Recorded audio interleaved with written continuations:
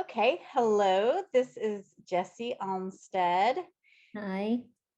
and I'm Trish Cowan. I am with the American Ethical Union, and Jessi is with the Susquehanna Valley Ethical Society, often referred to as the Valley. And Jessi has a really interesting story to share about how the ethical education program came to be at the Valley Ethical Society. And so, Jessi, thank you so much for taking some time today to chat with me about it. Thanks for inviting me. Yeah, for sure. Definitely. Well, okay. So I don't think I said Susquehanna Valley is actually in Pennsylvania. And Mhm. can you tell us a little bit about the history of the Valley? Yeah, so our society is 6 or 7 years old. I'm forgetting now the number, but so it's relatively new, started by Patty Arduini. She's still our president, going strong, and she and a couple of other people started the organization, um, and just went through all the steps to become a nonprofit, and here we are. So yeah. That is amazing. I mean, that's really very new in the scheme of things for ethical societies. Mm. And how did you become involved with the Valley? So I was moving out here to central Pennsylvania from the New York City area a couple years ago, and kind of during the research period of figuring out if we should move, I started to look for things, organizations, people to connect with, because it's very different from New York. uh, I was, I guess, anxious about who our people would be and what our network would look like, and would we fit in enough. And I stumbled on the UU, church out here, and I remember writing that down and thinking, yeah, I've got to check them out. And then somewhere between, like after we moved, my husband stumbled on SVES on Facebook, I think, and was like, oh, I know you've been looking into things. Have you heard of this? So he sent it to me, and then he started going to the Sunday programs Yeah. before I even got involved, and then kind of pulled me in, and that's how we found it. Oh, I love that, that he is the one who really found it and pulled you. Aw, very nice. And you've got a 2-year-old. Is that your only child? Yep. Excellent. And what's the history of the children's programming at the Valley? So when I came on, when we were sent the membership materials, there was literature about different ways you can support the organization, ways to get involved. And part of the signing up to be a member was, writing down how you can contribute. So I immediately thought about education because I'm a teacher, and have a little one. So thinking about how she would benefit from SVES as well. So I jumped on that, and then I learned that there was, before I had moved here, a children's program, and it was very brief before COVID all began, and it went on hold. They had a few classes, I think. It was Patty and one other teacher, another parent who's a member of the Valley, who has 4 kids. And from what I understand, it was thought of more for like the members and their children. So, her 4 kids, Patty's grandchildren, and those were the people participating. Oh, wow. Yeah, and I And can see that where it would be for the children of the congregation. yeah, Yeah. So then, and then yeah. so fast forward to when I joined, this is all during COVID. So it was all like, everyone figuring out together how it's going to look. And I guess because we also started going to Sundays, it was all on Zoom. So my head was already like in Zoom land. um, and I was thinking, oh, what could we do on Zoom? And we have a consulting clergy leader, Jay Hooper, who had tons of ideas of cool, fun, out of the box ideas of things we could do on Zoom, like puppet shows, because Jay and I share a history of puppetry.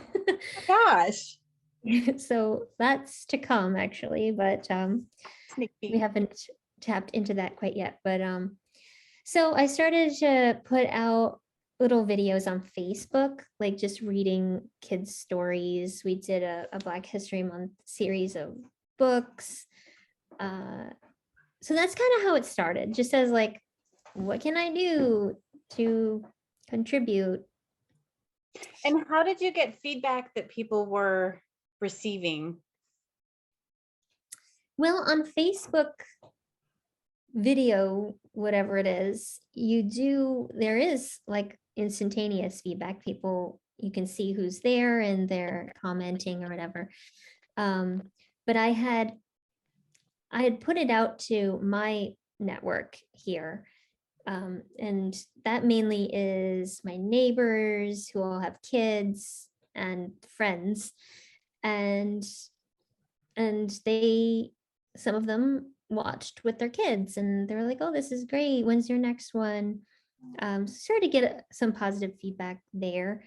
And just in general on Facebook, people near and far saying, that they support what we're trying to do.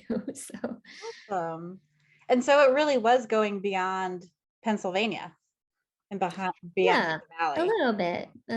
Because I moved from New York and have a network of educators that I've worked with through the years, in like New York and New Jersey, and people who moved out to Colorado and other places. So yeah, it was mostly like, our SVES network plus this new circle coming in. Wow. And so what does the programming look like these days? So when we decided to kind of launch a formal thing, relaunch, I should say, because there was something going, somewhere in the process, I joined the committee and decided to lead the committee and then build something, something new. And with the encouragement of Jay, trying to think outside the box again, like, a lot of things have been done. What really reflects the Susquehanna Valley and the needs here, rather than coming at it from like, we are a ethical society and this is how we do things. So try to think of it as its own thing, right? Not its own thing, but like a new idea, if Yeah. you will. So that's where kind of the name came from. We want a place, really thought about our mission, a place for children to feel free to be who they are, to feel supported, because we're in an interesting area here. I don't know, it's different from anywhere I've lived, but there's a lot of super conservative mindset in central Pennsylvania, and politically it's quite divided, and it's mostly on the conservative Republican side. But this little town that I live in, where SVES is headquartered, is a real mix. So it's an interesting place. Yeah. But when you're in a place like this, you do hear about things that are surprising, like at the local public schools, instances of harassment and things like that. There was like a swastika painted on I think it was a stop sign right near here. So things like that kind of happen, and we wanted to build this place for children to express who they are in a safe space, and also promote the ideals of all the things that ethical society stands for and ethical culture. So that's where it started. And then we started to think about what would this look like. So somebody encouraged me to look at Brooklyn Ethical and look at what they're doing. So I reached out to Angel, and she was so amazing, letting me sit in on a class, participate fully with the class. So I really felt like I was there on Zoom with them. And I think having that as a model, those teachers and that program was really inspiring, and really, it was like the, igniting the flame. So I was like, oh, okay, I get it. I think we can do this. She's extremely inspiring. Yeah. And on Zoom, which is super hard to do. And I was very nervous because I never taught on Zoom. And I've heard horror stories from my friends about how impossible it is. So I was like, I don't know how to do this. So after seeing what they were doing, I felt more comfortable with it. And at that point, we were still thinking it's going to be on Zoom. But then as we got a little further in the process, we realized that the kids had enough Zoom going on in their lives. Mm-hmm. And it seemed to me like the population of parents that would sign their child up for this are also the population of parents whose kids are doing e-school. Because in Pennsylvania, at least here, it wasn't like schools were shutting down and everybody was remote. It was like a small number of students had the choice to be remote, and most of the kids stayed in person. So it didn't seem like Zoom was going to really fill their needs. Mm-hmm. But then we just said, well, what if we just stayed outside? So that's what we did. And we planned like a semester's worth of classes, basing again off of the Brooklyn's kind of how they do their rotating theme of care for yourself and your planet. So just totally took that and did our own kind of take on it. Mm-hmm. And we work out of a community center here. We don't have our own space. So, and it's nice because it has a nice big gymnasium that the kids could have used, but instead we were outside, and there was a little bit of space out there that we could work with. So we just made it work with the parking lot space. There's a little porch. So the kids would gather on the porch and we would do our thing out there. Wow. And what kinds of projects did you do there on the porch? We did some arts-based things. They made life-size self-portraits. That was our first project, because in the beginning it was all getting to know each other and who are you, who am I kind of thing. We started with care for the self, with appreciating yourself with these self-portraits. And the kids over 2 or 3 sessions made these big paintings of themselves, wearing any clothes that they would want. So one girl had like a giant pink ball gown. It was really cool. And then what else? So then we had like a display of these portraits during the first intergenerational thing that we had. I think it was our founding day celebration. Oh. So we have this pattern of like a few sessions and then something multi-generational where the kids are involved and kind of showcase what they've done. Wonderful. And then more towards the Thanksgiving season, we read Stone Soup. We read actually several versions of the Stone Soup story through different cultural lenses. And then we put on our own Stone Soup play out in the parking lot in the cold. And we looked at immigration and what that means and what is it to be an immigrant. We read a book. The kids brainstormed things that they want to do, like write letters to the newspaper to support immigrants. There is more. Yeah. Well, it sounds like they're really of the community at the Valley, and they're realizing what it means to be a member of the community at large too.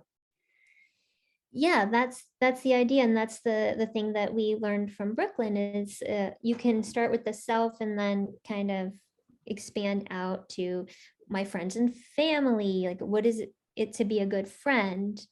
And we made puppets, I remember now, stick puppets, and did skits about how to disagree with people in a productive way, and then caring for our community and our worlds and all the cultures that the world has, and then our planet. So yeah, that is the goal. Wow. When the kids are meeting together on the porch, what are the parents usually doing during that time? So that leads us to the partial challenge too. So I don't even know if it's a challenge, but it was a drop-off program. Like the goal would be the parents would obviously join the platform, right? Like that's what they want to do with their time. But because we did mostly get people from outside of SVES, they were doing whatever. So they would drop their child off, and most of them would go for a walk with each other.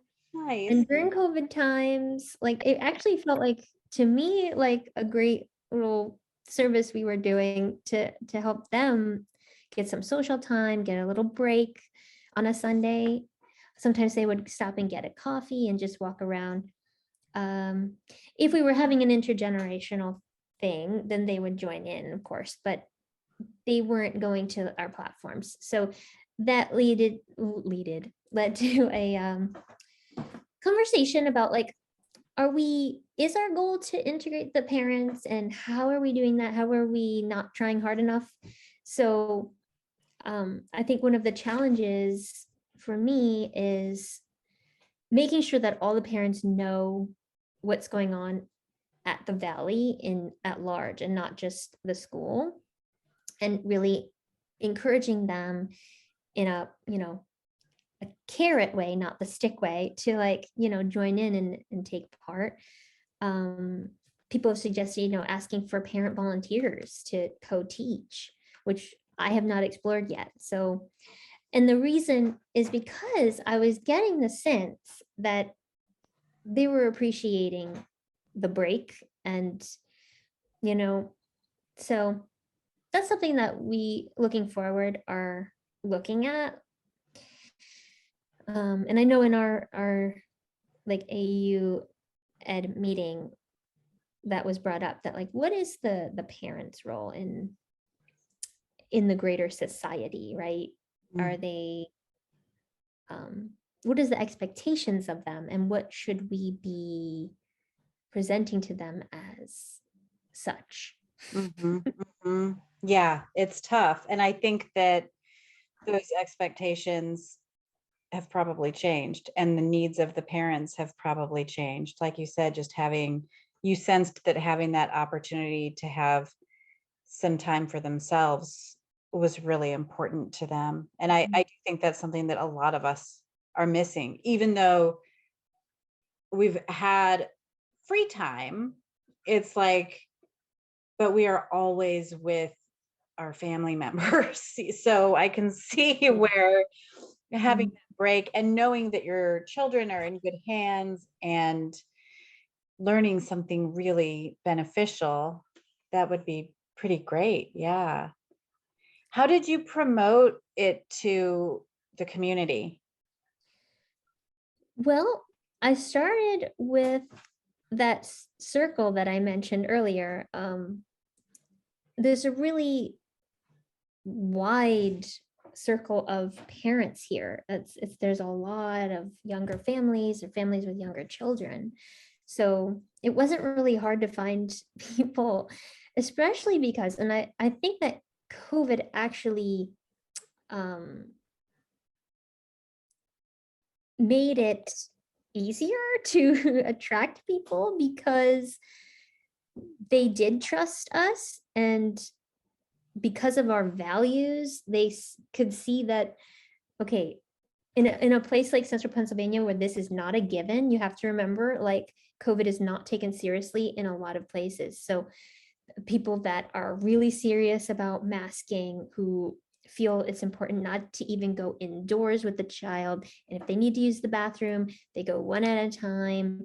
And we had these protocols in place that they were so appreciative to actually let their child go for that hour, where almost every other extracurricular activity was a real gamble in their mind. And, you know, even if they required masks, they would show up and the kids aren't wearing them, or whatever. So I think that peace of mind helped us get, 13 people to sign up for the first round. I don't think that would have been the case if the COVID situation weren't there. Yeah. Isn't that something? 13 kids signed up, and what were the age ranges? 5 to 10 or 11. Yeah. And they all do the same activity? Yes. Now, anyone who's a teacher knows differentiation is everything, right? So we tried to pick activities that you could differentiate like that, and base it off of projects and not necessarily lessons. So, I mean, it's always a struggle when you don't have enough of each age group, especially because there's only 2 kids who are a little older and maybe weren't, with the majority of the group. But I think they enjoyed themselves just as much because they kind of got to be, the seniors. And they definitely acted as teachers' helpers sometimes, and took a leadership role. So it really served its own kind of positive effect. And we also, we advertised it as 7 to 11, but like flexible based on the child. Okay. And, a mature 5-year-old is just right in there with the, 10-year-old if they have that mindset. Yeah, true. For sure. And you mentioned the school's name, or your program's name, it's the Valley Free School. Yeah. Mm-hmm. Is it free in cost too, or do you have No. Yeah. And that was definitely a conversation. Like, are people gonna think? So we went back and forth on this, like, should it be free? And obviously for members it is free. Nice. But we decided that actually charging a fee, it actually psychologically does something to people. They treat it differently. They commit more, don't they? They commit. It's more of a buy-in, literally. And I mean, that's not to say we had very inconsistent attendance, but I think it definitely was a benefit. And then it helped us obviously support the program. So now we have a little buffer to go forward with, and that segues well into also challenges, thinking about how to make the program more sustainable by bringing more people into it, by paying them. Right. So we're looking at the possibility of hiring a teacher using the funds that we raise through tuition. Fantastic. Has it been all you so far? It's been all me and one other teacher. I have attended 100% of the sessions. And because I have an education background, I oversee all, like, the kind of curriculum and planning part. And then the other teacher is just in there teaching, and thank goodness for her, because it's like it's a lot. Yeah. But I think if we had one other person, it would take the pressure off, so that if, one of us has an event to go to, or, something happening, through COVID times, not so much, because, for me, I wasn't going anywhere or doing anything. But I think going forward, the travel things and people visiting is going to pick up again. So we really want to look into that. So yeah, that's my goal personally. Sure. So we're looking at getting board approval for paying somebody to Wow. help us. Because the other teacher is volunteer. Yeah, I'm volunteer too. Yeah. So yeah, so we'll see what happens. It may or may not go that way, but that's what we're thinking about. That is a lot to shoulder as a volunteer, Jessie. It really is. It is, and for me, when I came into it, I wasn't working. Mm. So I had a lot of time. And then also serendipitously, I got involved in a full-time teaching thing. So it became like from totally doable to, oh my goodness, how am I going to do that? Yeah, right. Wow. And your other teaching position is in person, not online? It is, yeah. Wow. Yeah, that is a lot to be carrying. Yeah. But beautiful seeds that you're planting for the future of the Valley, for sure.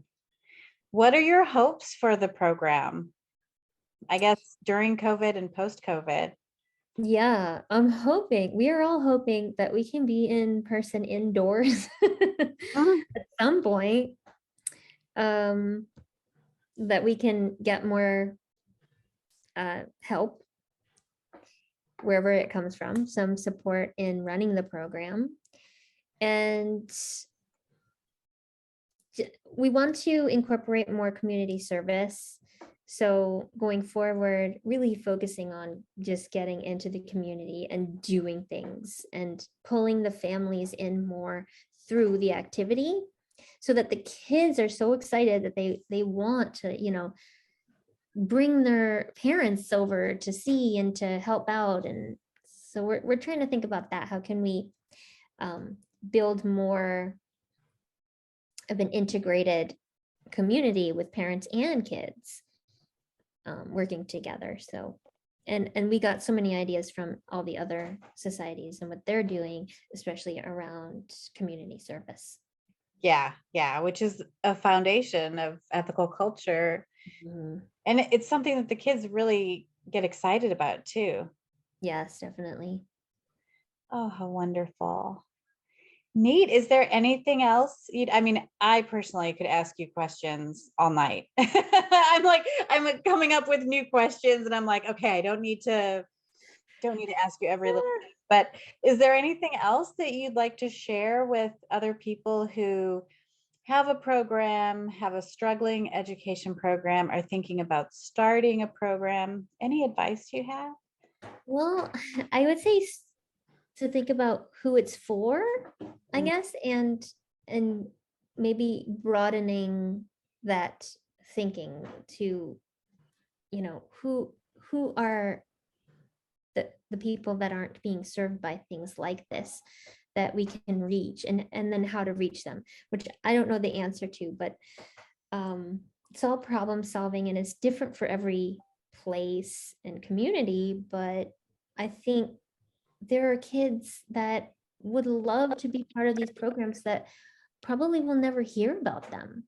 And I'm not sure how to get at them, but yeah, to think about it more broadly, and not just how are we serving our ethical society, but how are we serving our actual community.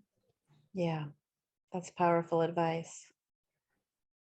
Wonderful. Well, thank you so much. If people have questions for you, are you comfortable sharing your email address? Sure, it's jessie.almstead@gmail.com. I think my name is written there. Good, yeah. Good point. Excellent. Okay. Great. Thank you so much for talking with me today and sharing your story. It's very Thanks. I'm inspiring. looking forward to hearing other people's too and getting ideas because yeah, this is great. I think the more we can share, the easier it is, and the moral support goes a long way as well. It really does. Yeah, you can really feel like you're kind of on an island. Mhm. Yeah. Oh, a little pumpkin. Okay, well, I will go ahead and stop the recording and Okay. thank you.